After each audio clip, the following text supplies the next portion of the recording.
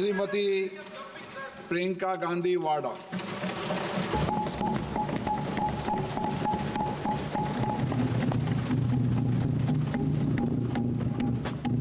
नमस्कार।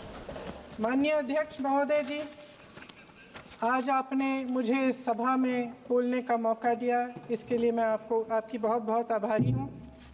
सबसे पहले जो सुरक्षाकर्मी, जो जवान अफसर 13 दिसंबर को संसद की सुरक्षा के लिए शहीद हुए, उनके प्रति मैं श्रद्धांजलि व्यक्त करना चाहती हूँ। महोदय, हजारों साल पुरानी हमारी देश की, धर्म की एक पुरानी परंपरा रही है। ये परंपरा संवाद, चर्चा की रही है।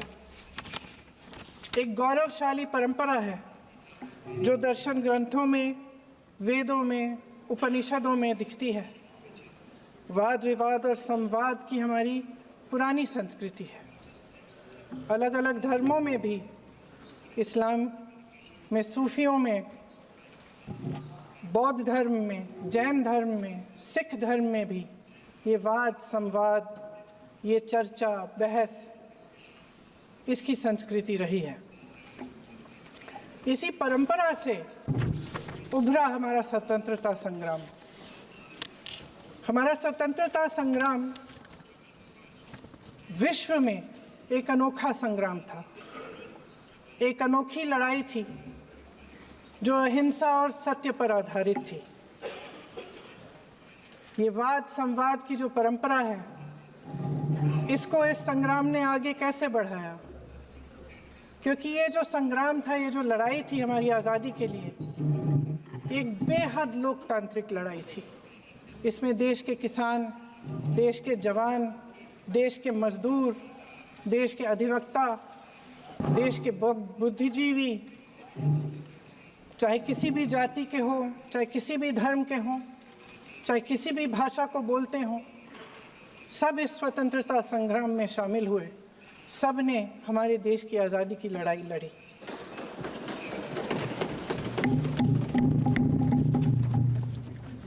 और उसी आज़ादी की लड़ाई से एक आवाज़ उभरी जो हमारी देश की आवाज़ थी। वो आवाज़ ही आज हमारा संविधान है। साहस की आवाज़ थी, हमारी आज़ादी की आवाज़ थी, और उसी की गूंज ने हमारे संविधान को लिखा और बनाया। ये सिर्फ एक दस्तावेज नहीं है। बाबा साहेब अम्बेडकर, मौलाना आज़ाद जी, राजगोपालाचारी जी और जवाहरलाल नेहरू जी और उस समय के तमाम नेता, जैसे आपने कहा, इस संविधान को बनाने की जो कार्य में सालों के लिए जुटे रहे। हमारा संविधान इंसाफ, उम्मीद, अभिव्यक्ति और आकांक्षा की वो ज्योत है जो हर हिंदुस्तानी के दिल में जलती है।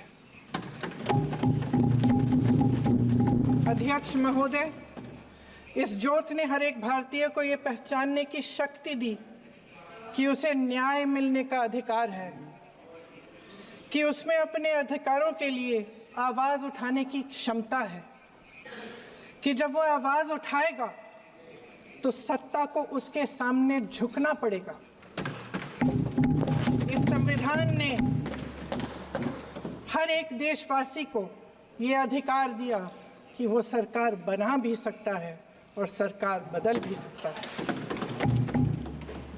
ये ज्योत जो हर हिंदुस्तानी के दिल में जलती है, उसने हर हिंदुस्तानी को ये विश्वास दिया कि देश की संपत्ति में, देश की दौलत में, संसाधनों में उसका भी हिस्सा है, कि उसे एक सुरक्षित भविष्य की उम्मीद का अधिकार है, कि देश बनाने में भी उसकी भागीदारी है।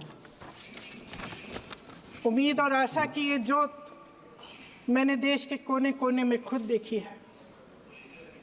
उन्नाव में मैं एक रेप पीड़िता के घर गई, उसे जलाकर मार डाला था। वो शायद 20-21 साल की होगी। हम सब के बच्चे हैं। हम सोच सकते हैं कि अगर हमारी बेटी के साथ बार बार बलात्कार हुआ और फिर जब वो अपनी लड़ाई लड़ने के लिए गई तो उसको जलाकर मार डाला गया होता तो हम पर क्या बीतती। मैं उस बच्ची के पिता से मिली। उसके खेत जलाए गए थे, उसके भाइयों को पीटा गया था, उसके पिता को बाहर से घर के बाहर घसीट कर मारा गया था। उस पिता ने मुझे बताया कि बेटी, मुझे न्याय चाहिए। मेरी बेटी अपने एफआईआर को दर्ज करने के लिए जब ज़िले में गई तो उसको मना किया गया। अगले ज़िले में जाना पड़ा उसे। वो रोज़ सुबह 6 बजे उठकर तैयार होकर अकेली अपने मुकदमे को लड़ने के लिए अगले ज़िले में ट्रेन से जाती थी। उसके पिता ने मुझे कहा कि मैंने उससे कहा, बेटी अकेले मत जाओ, छोड़ दो ये लड़ाई। लेकिन उसकी बेटी ने उसको जवाब दिया कि नहीं पिताजी, मैं अकेली जाऊंगी, मैं लड़ूंगी, ये मेरी लड़ाई है, मैं इसको लड़ूंगी।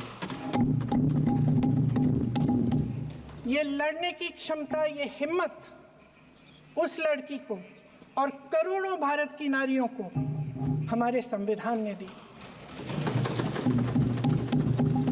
आगरा में मैं अरुण वाल्मीकि के घर गई। अरुण वाल्मीकि पुलिस स्टेशन में काम करता था, सफाई का काम करता था। आप सोच सकते हैं हमारी तरह उसका भी परिवार था। नई नई शादी हुई थी, 2-3 महीनों का बच्चा था। पुलिस स्टेशन में चोरी हो गई। चोरी का इल्ज़ाम उस पर लगाया गया। उसके पूरे परिवार को उठाकर पुलिस स्टेशन में ले गए। आप हंस रहे हैं, लेकिन ये गंभीर बात है। गंभीर बात। शर्म करो, शर्म। अरुण वाल्मीकि को पीट पीट के मार डाला, उसकी बीवी को पीटा, उसके पिता के नाखून निकाले, उसके पूरे परिवार को पीटा गया। जब मैं उस जवान महिला से मिलने गई जो अभी अभी विधवा हुई थी, तो उसने मुझे कहा कि दीदी, हमें सिर्फ एक चीज़ चाहिए, हमें न्याय चाहिए और हम इस न्याय के लिए लड़ते रहेंगे, चाहे कुछ भी हो जाए। ये हिम्मत उस महिला को हमारे संविधान ने दी।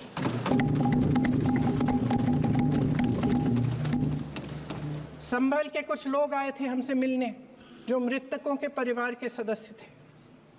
उसमें 2 बच्चे थे, अदनान और उजैर। आप सुनिए। उसमें 2 बच्चे थे, अदनान और उजैर। एक बच्चा मेरे बच्चे की उम्र का है, दूसरा उससे छोटा 17 साल का है। दर्जी के बेटे थे। दर्जी का एक ही सपना था कि वो अपने बेटों को पढ़ाएगा, लिखाएगा। एक बेटा डॉक्टर बनेगा, एक बेटा भी सफल होगा दूसरा बेटा भी अपने जीवन में सफल होगा। उनके पिताजी हर रोज उनको स्कूल छोड़ते थे। उस दिन भी स्कूल छोड़ने के बाद अपनी दुकान में चले गए। उन्हें पता नहीं था कि विवाद हो रहा है। उन्होंने भीड़ देखी, घर आने की कोशिश की तो पुलिस ने गोली से मार डाला। वो 17 साल का बच्चा अदनान मुझसे कहता है,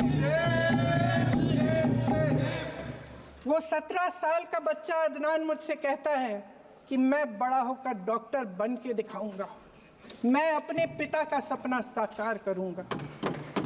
ये सपना, ये आशा उसके दिल में हमारे संविधान ने डाली। अध्यक्ष महोदय, हमारे देश के करोड़ों देशवासियों के संघर्ष में, अपने अधिकारों की पहचान में, इनकी कठिन से कठिन परिस्थितियों से लड़ने की अपार हिम्मत में और देश से न्याय की अपेक्षा में हमारे संविधान की ज्योत जल रही है। मैंने हमारे संविधान की ज्योत को जलते हुए देखा है और इसके साथ साथ ये भी समझा है कि हमारा संविधान एक सुरक्षा कवच है।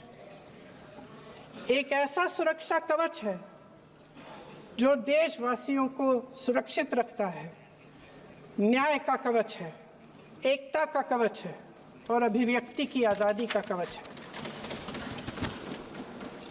दुख की बात यह है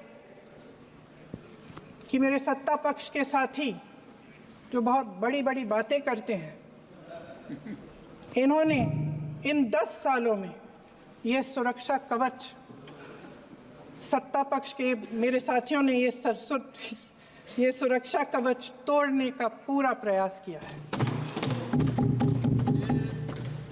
संविधान में सामाजिक, आर्थिक और राजनीतिक न्याय का वादा है। ये वादा एक सुरक्षा कवच है जिसको तोड़ने का काम शुरू हो चुका है। लैटरल एंट्री और निजीकरण के जरिए ये सरकार आरक्षण को कमजोर करने का काम कर रही है। अगर लोकसभा में ये नतीजे नहीं आए होते तो ये संविधान बदलने का काम भी शुरू कर लेते। सच्चाई ये है अध्यक्ष महोदय कि आज संविधान बार बार इसलिए कह रहे हैं क्योंकि इस चुनाव में इनको पता चल गया कि इस देश की जनता ही इस संविधान को सुरक्षित रखेगी, कि इस चुनाव में हारते हारते जीतने से इन्हें एहसास हुआ कि ये संविधान बदलने की बात इस देश में नहीं चलेगी। आज जनता की मांग है कि जाति जनगणना हो। सत्ता पक्ष के मेरे साथी ने इसका जिक्र किया। ये जिक्र भी आज इसलिए हो रहा है क्योंकि चुनाव में ये नतीजे आए। ये जाति जनगणना इसलिए जरूरी है ताकि हमें पता चले कि किसकी क्या स्थिति है और नीतियां उस हिसाब से बने। इनकी गंभीरता का प्रमाण ये है कि जब चुनाव में पूरे विपक्ष ने जोरदार आवाज उठाई कि ये जाति जनगणना होनी चाहिए, तो इनका जवाब देखिए। इनका जवाब भैंस भाग भैंस चुरा लेंगे, मंगलसूत्र चुरा लेंगे, इनका ये जवाब था।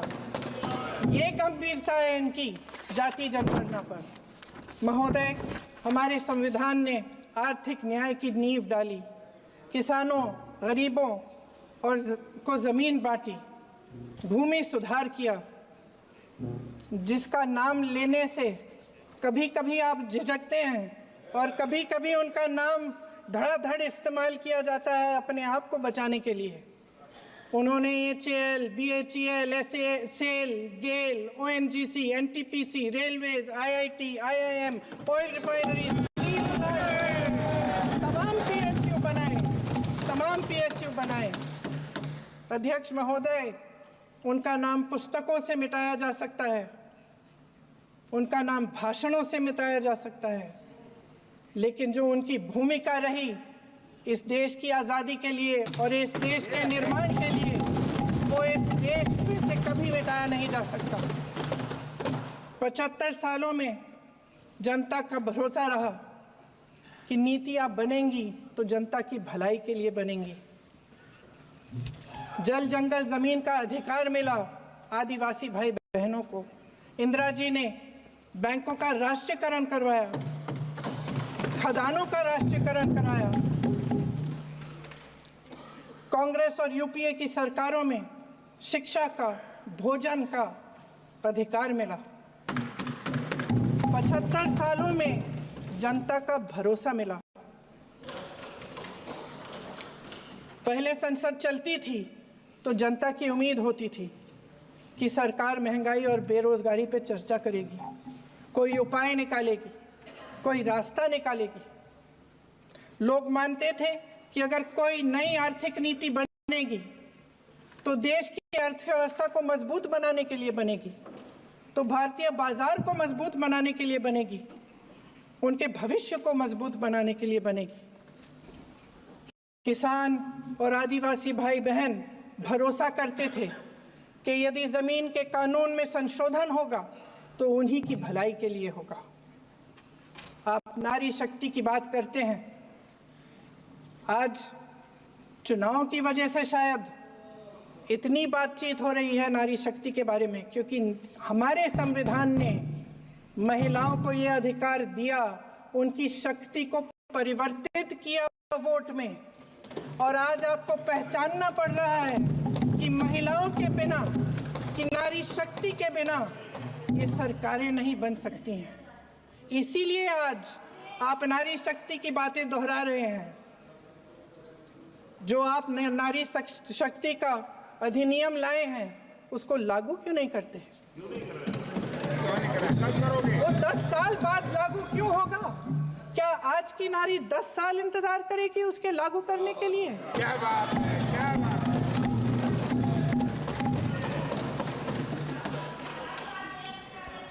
आज संसद में बैठे हुए सत्ता पक्ष के मेरे साथी ज्यादा से ज्यादा अतीत की बातें करते हैं। 1921 में क्या हुआ, कब हुआ, नेहरू जी ने क्या किया। अरे वर्तमान की बात करिए, देश को बताइए आप क्या कर रहे हैं, आपकी जिम्मेदारी क्या है? कि सारी जिम्मेदारी जवाहरलाल नेहरू की है। अध्यक्ष महोदय जी, ये सरकार आर्थिक न्याय का सुरक्षा कवच तोड़ रही है। आज संसद में बैठी ये सरकार बेरोजगारी और महंगाई से जूझ रही हमारी जनता को क्या राहत दे रही है? कृषि के कानून भी बड़े बड़े उद्योगपतियों के लिए बन रहे हैं। सही एमएसपी को छोड़िए, डीएपी तक नहीं मिल रहा है।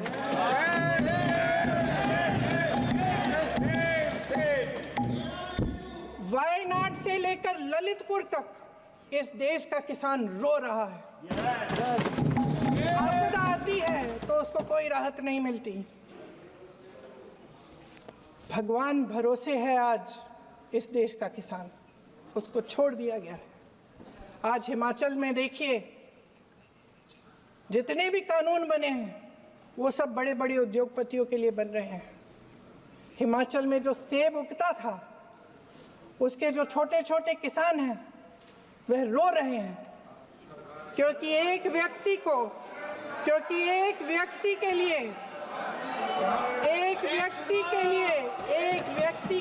सब कुछ बदला जा रहा है। सुनने की हिम्मत रखो।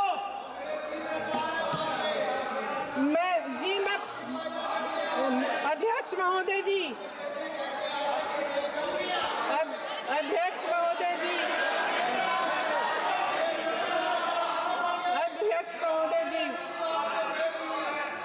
महोदय जी, सारे कोल्ड स्टोरेज प्रदेश की सरकार ने नहीं दिए, कोल्ड स्टोरेज आपकी सरकार ने दिए हैं। देश देख रहा है कि एक व्यक्ति को बचाने के लिए 142 करोड़ देश की जनता को नकारा जा रहा है। सारे बिजनेस, सारे संसाधन, सारी दौलत, सारे मौके एक ही व्यक्ति को सौंपे जा रहे हैं। सारे बंदरगाह, एयरपोर्ट्स, सड़कें, रेलवे का काम, कारखाने, खदानें, सरकारी कंपनियां सिर्फ एक व्यक्ति को दी जा रही है। जनता के मन में हमेशा ये विश्वास होता था कि अगर कुछ नहीं है तो संविधान हमारी सुरक्षा करेगा, मगर आज आम लोगों के बीच ये धारणा बनती चली जा रही है कि सरकार सिर्फ मुनाफे के लिए चल रही है। देश में बहुत तेजी से गैर बराबरी बढ़ रही है। जो गरीब है वो और गरीब हो रहा है, जो अमीर है वो और अमीर हो रहा है। इस सरकार ने आर्थिक न्याय की भी सुरक्षा कवच तोड़ दिया है। राजनीतिक न्याय की जब बात होती है, मेरे सत्ता पक्ष के साथी आज खड़े हुए और तमाम गिनती करने लग गए कि ऐसा हुआ वैसा हुआ, 1975 में जो हुआ, तो सीख लीजिए ना आप भी। सीख लीजिए, आप भी अपनी गलतियों के लिए माफी मांग लीजिए, आप भी बैलेट पे चुनाव कर लीजिए, आप भी बैलेट पे चुनाव कर लीजिए, दूध का दूध पानी का पानी हो जाएगा। आप राजनीतिक न्याय की बात करते हैं, सरकारों को पैसों के बल पर गिरा देते हैं।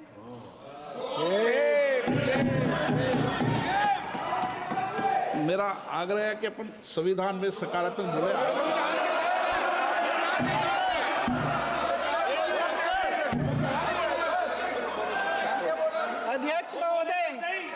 अध्यक्ष महोदय, सत्ता पक्ष के हमारे साथी ने एक उदाहरण दिया उत्तर प्रदेश की सरकार का, तो मैं भी एक उदाहरण दे देती हूँ महाराष्ट्र की सरकार का, मैं भी एक उदाहरण दे देती हूँ हिमाचल की सरकार को तोड़ने की कोशिश किसने की, पैसों के बल पे की, गोवा की सरकार, तमाम उदाहरण है। राजस्थान की क्या ये सरकारें जनता ने नहीं चुनी थी? क्या संविधान इन पर लागू नहीं था?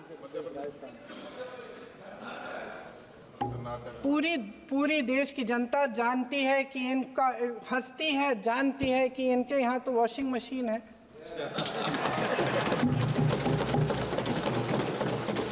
तो यहाँ से वहाँ जाता है, वो धुल जाता है। इस तरफ दाग, उस तरफ स्वच्छता। और मेरे कई ऐसे साथी हैं जो इस तरफ होते थे उस तरफ चले गए, मुझे दिख भी रहे हैं, वॉशिंग मशीन में शायद धुल गए हैं।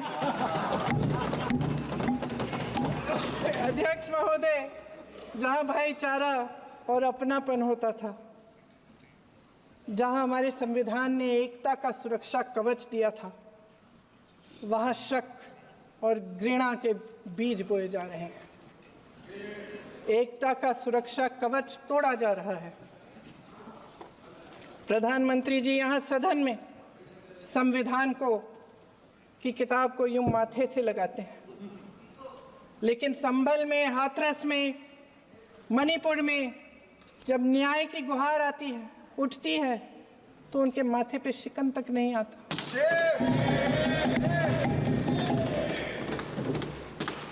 शायद समझ नहीं पाए हैं कि भारत का संविधान संघ का विधान नहीं है।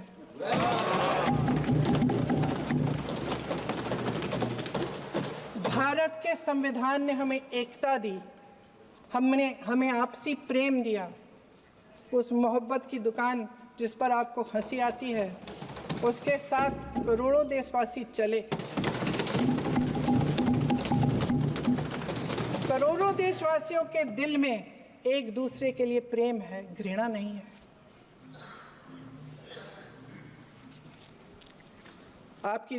इनकी जो विभाजनकारी नीतियां हैं, उसका नतीजा हम रोज देखते हैं।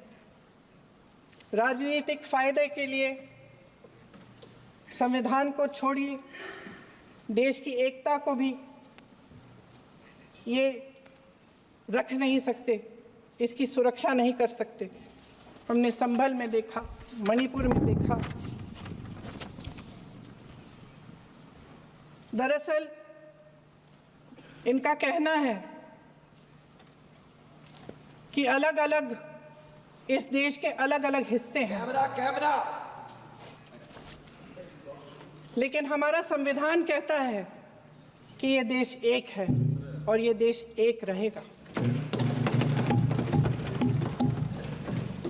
जहां खुला विवाद होता था, अभिव्यक्ति का सुरक्षा कवच होता था, इन्होंने भय का माहौल पैदा किया है। सत्ता पक्ष के मेरे साथी अक्सर 75 सालों की बात करते हैं, लेकिन इन 75 सालों में ये उम्मीद, आशा, ये अभिव्यक्ति की ज्योति कभी थमी नहीं, कभी बुझी नहीं। इस देश की जनता ने खुलकर आलोचना की, निडर होकर धरने किए, प्रदर्शन किए।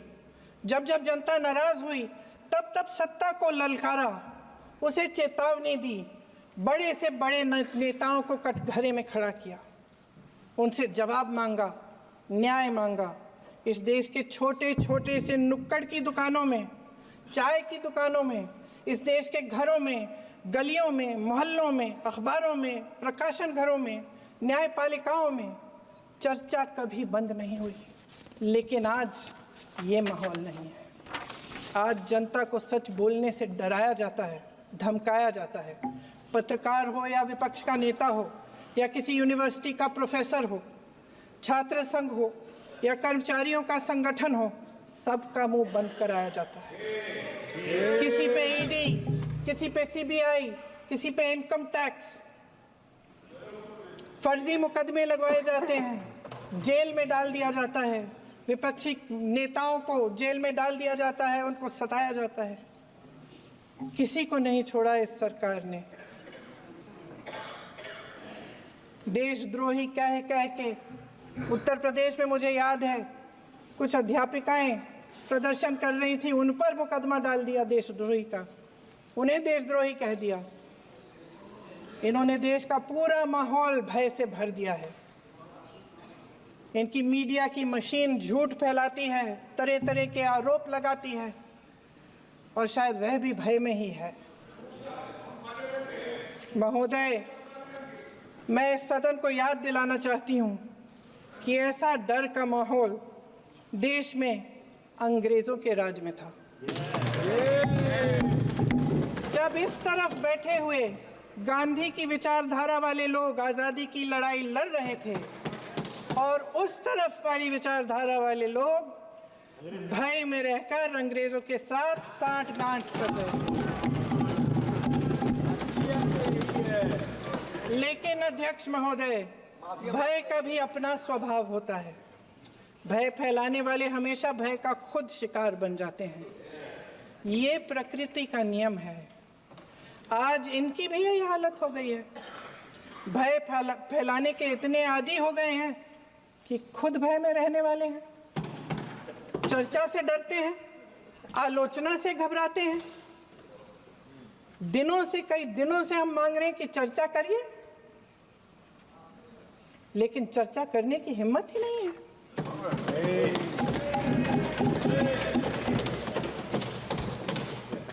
एक कहानी होती थी अध्यक्ष महोदय, शायद बचपन में आपने भी सुनी होगी। राजा भेष बदलकर बाजार में आलोचना सुनने जाता था। ये सुनने जाता था कि प्रजा मेरे बारे में क्या कह रही है, मैं सही रास्ते पे चल रहा हूँ कि नहीं। लेकिन आज का राजा, भेष तो बदलते हैं आज के राजा, शौक तो है उनको भेष बदलने का, लेकिन न जनता के बीच जाने की हिम्मत है और ना आलोचना सुनने की। महोदय, मैं तो सदन में नहीं हूँ।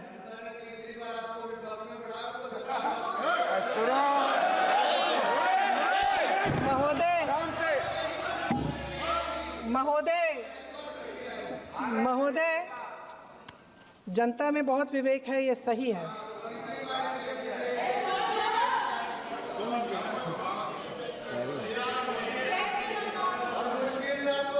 अच्छा महोदय, मैं सदन में नहीं हूँ, कुछ हाँ ठीक है, मैं सदन में नहीं हूँ, मात्र 15 दिनों से आ रही हूँ। लेकिन मुझे ताज्जुब होता है कि इन 15 दिनों में इतनी बड़े इश्यूज हैं, इतनी बड़ी बातें हैं, प्रधानमंत्री जी मात्र एक दिन के लिए शायद 10 मिनट के लिए दिखे हैं सदन।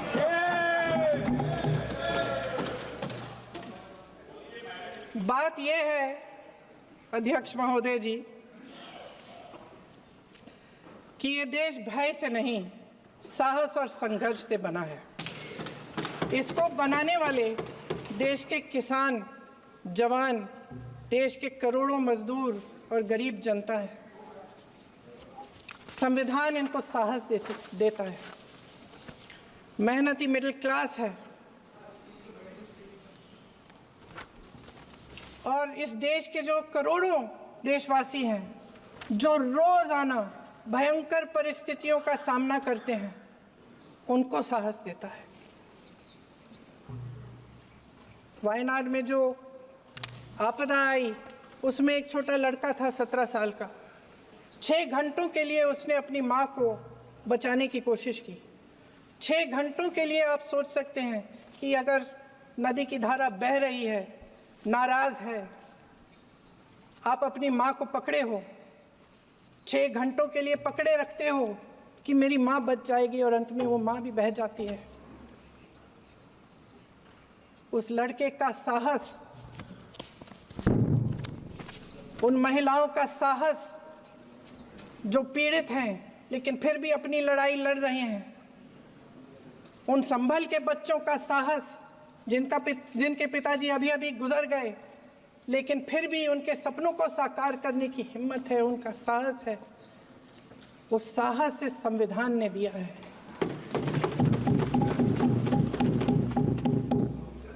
वो आत्मविश्वास इस संविधान ने दिया है। ये देश भय से नहीं चल सकता, ये देश साहस से ही चलेगा। भय की भी सीमा होती है, और जब वो सीमा पार हो जाती है, जब किसी को इतना दबाया जाता है कि उसको लगने लगता है कि अब मेरे पास खोने के लिए कुछ नहीं है, तब उसमें एक ऐसी शक्ति पैदा होती है जिसके सामने कोई कायर खड़ा नहीं हो सकता। ये देश कायरों के हाथों में ज़्यादा देर तक कभी नहीं रहा है। ये देश उठेगा, ये देश लड़ेगा, सत्य मांगेगा, सत्यमेव जयते। जय हिंद।